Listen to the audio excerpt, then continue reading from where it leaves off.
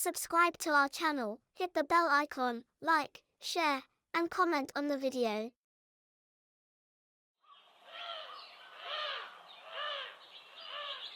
एक बहुत बड़े जंगल के पास एक गांव था। उस जंगल में एक चुड़ैल रहती थी। वो उन्हीं गांव वालों के जानवरों को मारकर खा लेती थी और उन्हें बहुत परेशान करती रहती थी। भोजन ना मिलने की वजह से उसने एक आदमी को ही मार डाला। गांव वाले उस चुड़ैल से बहुत परेशान थे। चुड़ैल ने गांव वालों के सामने एक शर्त रखी कि अगर वो हर रोज उसको पेट भर खाने का प्रबंध करते हैं तो वो उन्हें कोई भी नुकसान नहीं पहुंचाएगी। और इस तरह हर दिन गांव का एक व्यक्ति उसके भरपेट भोजन का प्रबंध करता। वो चुड़ैल इतना खाती थी कि गांव वालों को उतने खाने का प्रबंध करना बहुत मुश्किल होता जा रहा था। गरीब रमन भी इसी गांव में अपनी पत्नी लीला और बेटा बबलू के साथ रहता था। इस समस्या के सुझाव के लिए गांव के सभी व्यक्ति उस गांव के मुखिया के पास इकट्ठा होते हैं। मैं मेरी पत्नी के साथ उस चुड़ैल के लिए भरपेट भोजन लेकर गया था, लेकिन उस भोजन से उस चुड़ैल का पेट नहीं भरा और वो क्रोधित हो गई। हमने उससे काफी विनती की कि हम उसके लिए और भोजन ले आएंगे, लेकिन वो नहीं मानी और मेरी पत्नी को मार कर खा गई। मैं जैसे तैसे अपनी जान बचाकर भागा। इस तरह कब तक चलता रहेगा मुखिया जी? देखो, उस चुड़ैल ने पहले ही कहा था कि उसे भरपेट भोजन हर दिन चाहिए।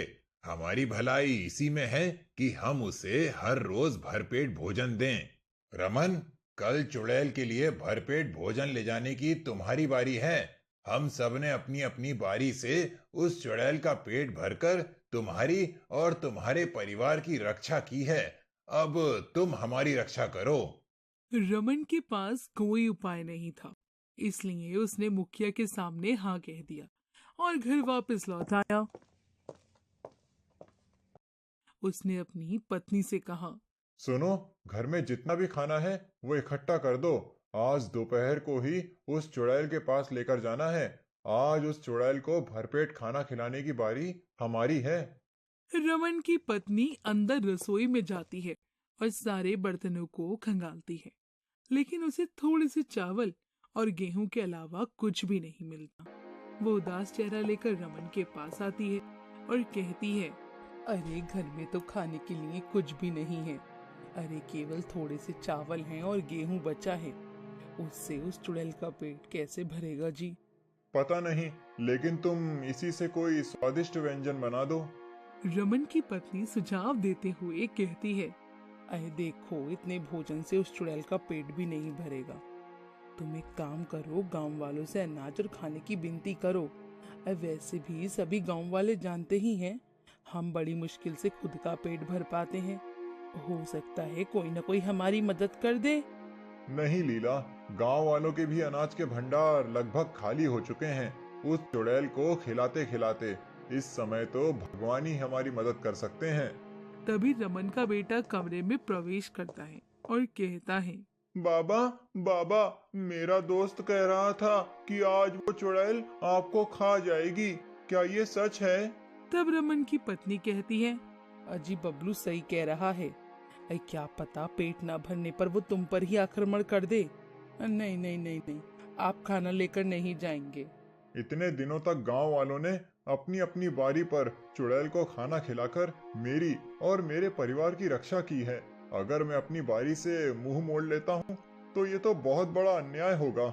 नहीं, मैं ऐसा नहीं कर सकता। भले ही वो चुड़ैल मुझे ही क्यों ना खा ले, लेकिन मैं खाना तो लेकर ही जाऊंगा। रमन की पत्नी उदास होते हुए कहती है, हे भगवान, ये कैसी विपदा आ पड़ी है। तभी बबलू वहाँ से भागकर जाता है और भगवान की मूर्ति के सामने हाथ जोड़कर खड़ा हो जाता है और कहता है, हे भगवान, मेरे पिता की रक्षा कीजिए और उस गंदी चुड़ैल को यहाँ से हमेशा हमेशा के लिए भगा दीजिए। नन्हे बबलू की ऐसी भक्ति और साहस देखकर रमन और लीला की आंखों में आंसू आ जाते हैं। वो दोनों भागकर बबलू को गले लगा देते हैं। लीला एक संदूक में से एक पुराना सा डिब्बा निकालती है। लीला, ये क्या है? पता नहीं, ये डिब्बा मुझे मेरे पिताजी ने अंतिम समय में दिया था और उनको उनके पिताजी ने। मेरे दादाजी सिद्ध योगी थे। मेरे पिताजी ने यही कहा था कि इस डिब्बे को तभी खोलना जब तुम पर कोई बड़ी विपदा आ जाए, वरना इसे भूल जाना। आज आपके प्राणों पर संकट छाया हुआ है, इससे बड़ी विपदा और क्या हो सकती है। चलिए इसे खोलते हैं। रमन उस डिब्बे को खोलता है तो उसमें एक पुराना कड़ा और एक कोरा कागज निकलता है। हाथ में कोरा कागज लेते हुए लीला कहती है, ये क्या? ये तो मेरे दादाजी का कड़ा है, पर ये कागज इसमें क्यों है? दादाजी ने ससुर जी को ये कड़ा और ये कागज क्यों दिया होगा? ऐसा क्या है इसमें? पता नहीं, लेकिन ये बुजुर्गों का आशीर्वाद है, अपने पास ही रखना इसे। रमन उस कड़े को पहन लेता है और राक्षस के पास जाने के लिए तैयार हो जाता है और लीला सारा खाना एक टोकरे में भरकर उसे दे देती है। तब रमन लीला से कहता है, पता नहीं मैं जीवित भी लौटूंगा या नहीं। मेरी प्रतीक्षा करना, अपना और बबलू का ध्यान रखना। चलो मैं चलता हूँ। वही टोकरी लिए रमन दूर जंगल में पहुंच गया। तभी एक भयानक आवाज सुनाई दी, आ गए तुम। और रमन के सामने धूल, मिट्टी और पत्ते से बनी वायु की गोल आकृति अचानक रुक गई।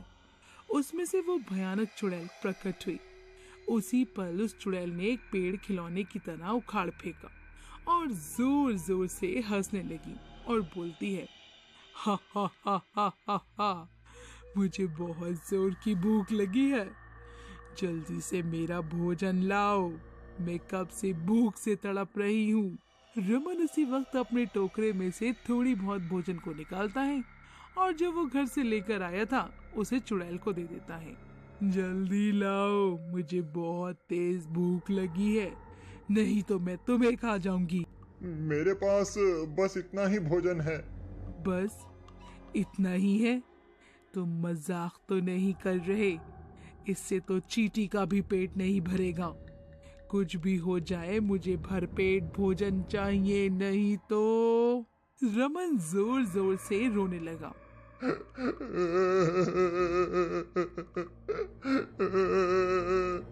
तभी चुड़ैल ने रमन को एक खिलौने की तरह एक हाथ में उठाकर अपने दूसरे हाथ की हथेली पर रख दिया।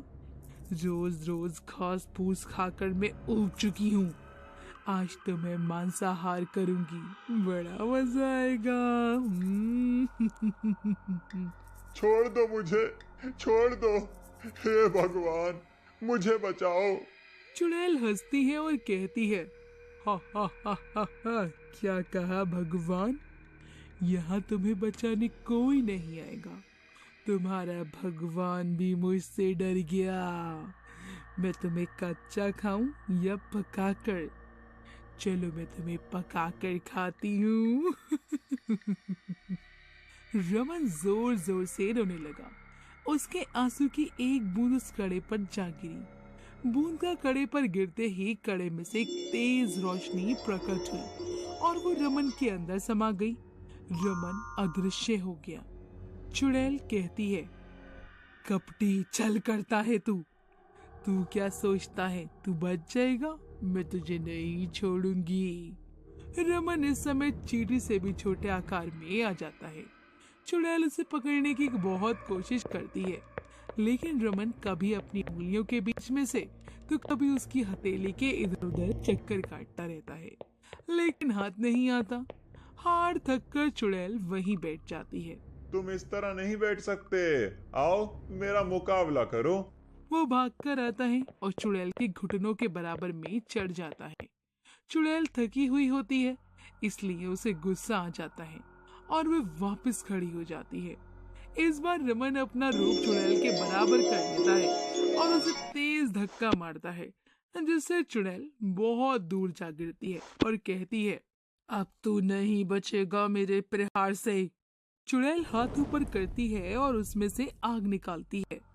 चुड़ैल तेजी से भागते हुए रमन की ओर जाती है, लेकिन रमन चुड़ैल से भी विराट रूप धारण कर लेता है और कहता है, नीचे क्या देख रही हो, ऊपर देखो।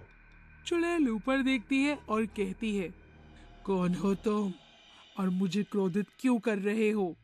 अब तक सारे गांव वाले भी वहां आ जाते हैं और तभी रमन का ये रूप देखकर अचंभित रहते हैं। इतना घमंड।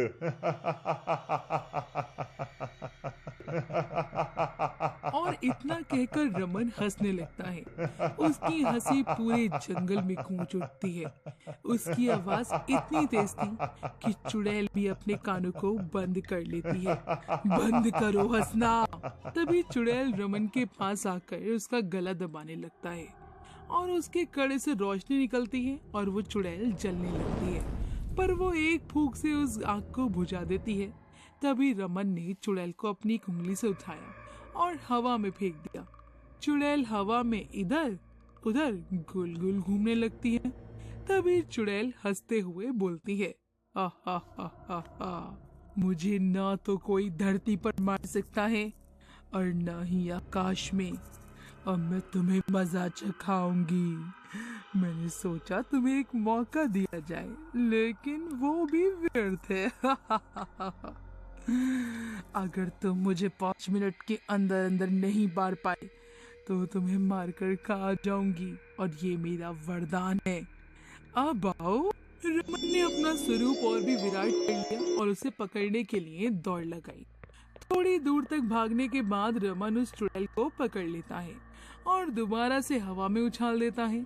तभी फिर से उस कड़े में से जोर से रोशनी बाहर आती है। चुड़ैल हवा में उड़ते हुए वापस जमीन पर गिरती है और राख का ढेर बन जाती है और रमन वापस आने से पहले उसके स्वरूप में आ जाता है। अरे ये क्या, ये मुझे क्या हो गया था? और वो चुड़ैल कहाँ है? अरे ये तो राख का ढेर हो चुकी है। पता नहीं मुझ में इतनी ताकत कहाँ से आ गई थी। हे भगवान, आपका बहुत बहुत शुक्रिया। रमन सारे गांव वालों समेत वापस गांव आ जाता है। घर पहुंचने के बाद उसकी पत्नी खुश होती है और कहती है, हे भगवान, आपका बहुत बहुत धन्यवाद। आपने मेरे पति की रक्षा की, नहीं तो वो चुड़ैल पता नहीं मेरे पति के साथ क्या करती। सही कहा लीला, खुद मुझे भी नहीं पता कि मैंने उस चुड़ैल का सामना कैसे किया। पता नहीं मेरे अंदर कौन सी शक्ति आ गई। माँ, पिताजी, यहाँ आइए। अरे ये तो वही कोरा कागज है जो कड़े के साथ उस डिब्बे में निकला था। इस कागज पर कुछ लिखा हुआ है। अरे नहीं, ये तो केवल कोरा कागज है। तभी बबलू उस कागज को जलती हुई मोमबत्ती के पास लेकर जाता है तो उसे उस पर लिखे हुए शब्द उभर आते हैं। रमन उन्हें ध्यान से पढ़ता है। उस पर लिखा था, ये एक जादुई कड़ा है, ये किसी भी नकारात्मकता को मिटा सकता है। और इस तरह रमन अपनी निडरता से जादुई कड़े की मदद से पूरे गांव को उस चुड़ैल के खौफ से आजाद कर देता है। वाह भाई रमन, मानना पड़ेगा, तुमने आखिर पूरे गांव को उस चुड़ैल के खौफ से आजाद करा दिया। हाँ रमन, पूरे गांव को तुम पर गर्व है। Thank you for watching. Subscribe to our channel, hit the bell icon, like, share, and comment on the video.